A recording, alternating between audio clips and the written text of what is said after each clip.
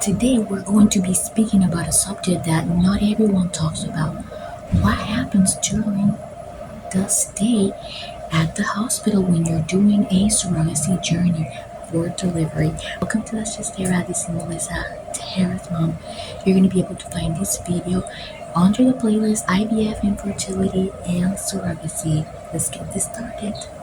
So whether you are going through an induction or whether labor came on naturally, you have to make sure, obviously during the months that you're doing the surrogacy journey, that the parentage paperwork and the surrogacy contract have been either faxed or emailed to the delivery and labor department at the hospital that you are due to give birth at. If they don't have that information, the day that you arrive there, whether you're using an agency or whether you're doing a independent journey, make sure to double check about this paperwork, and if they do not have it, make sure that you give all the contact information for your agency, intended parents, and both lawyers, your fertility lawyer and your intended parents' fertility lawyer as well. One thing that's very important to note, it is very normal that there will be a lot of confusion in the hospital. Why? Because not every hospital is used to the process. You have to remember, there are only a little bit over 1,000 surrogates that deliver every year throughout the whole entire United States. And if you divide that by 50 states, it's only an average of around 20 surrogates per state. Okay, so that actually makes things really confusing. So as a surrogate, you're going to get a lot of questions, either due to the process to follow or out of curiosity. So if you are doing this process with the purpose of serving humanity, those things aren't really going to cost you, because you're going to be educating others about how this process works, and you're going to get a lot of the questions that I actually answer. For example, in the video, surrogacy FAQ, frequently asked questions, find that video in my playlist, and those are all the questions, the kind of questions that you're going to get from them, but they will dive in deeper, as in they will ask you, for example, things that you already prearranged with your intended parent or intended parents. For example, they're going to ask you, are they going to be here during labor? And if not, do they want to spend time with baby in the nursery or just pick up baby for discharge? There are some hospitals that are so unfamiliarized with the process, they will probably ask the intended parent to come ahead of time to be able for them to get to know them a little bit better. And sometimes, that's when they have to reach out to attorneys and everything.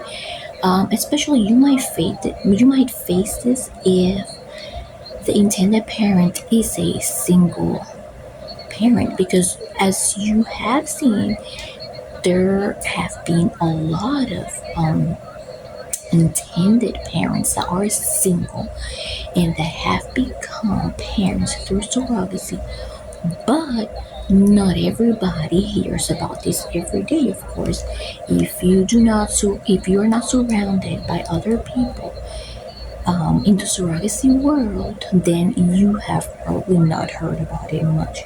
So they're going to have all those questions, and it makes it a lot easier when you are doing a surrogacy journey through an agency, because they will be in charge of handling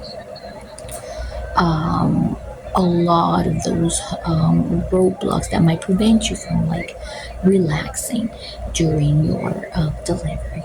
I know that this sounds a little bit difficult, but it is important that you let everybody know that you are a surrogate. That way they get familiarized with the situation and help you by giving you a better and more personalized service. Depending on the attorney that you are working with, they will be giving you instructions for the delivery. They might tell you for the birth certificate, this is no legal professional advice. Please remember, I'm going to go ahead and give the disclaimer really quick. No legal advice, no fertility advice, no financial advice, no professional advice whatsoever.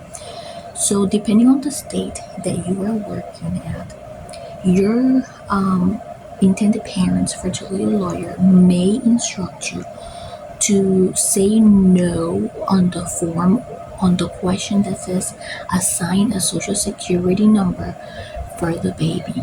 In that part, the attorney for your intended parent may instruct you say no for that.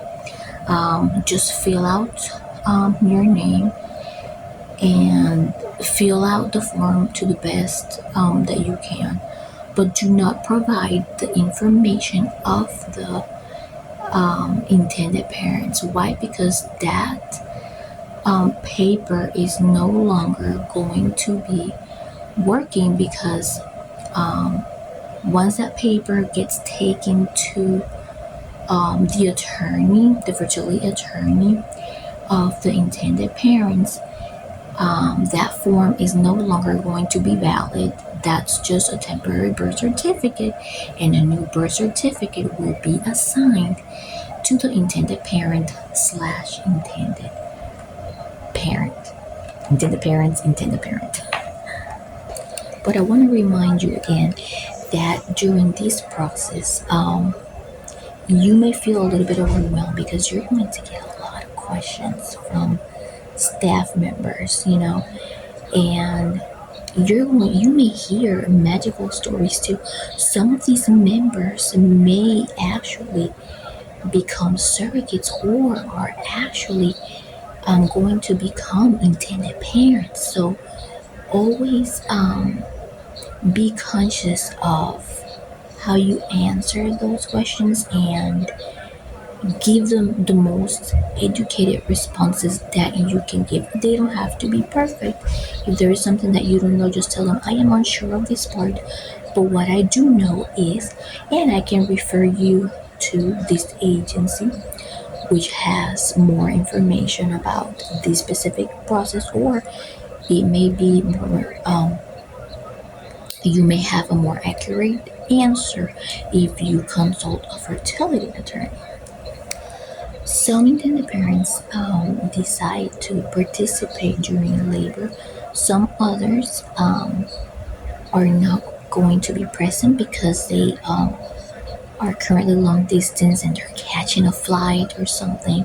Sometimes they just prefer to bond with their newborn once the newborn has been discharged. And as a surrogate, all those things take place depending on how you guys prearranged everything. Remember, it is very important that other people that are curious about this video know that a surrogate has to pass a thorough psychological screening before becoming a surrogate. And I'm going to go ahead and post a link below of what a surrogacy evaluation screening may be like. So go ahead and check it out after you're done watching this video. I want to say thank you so much for watching this video today. If you found it interesting and valuable, don't forget to hit like, subscribe, and see you next time.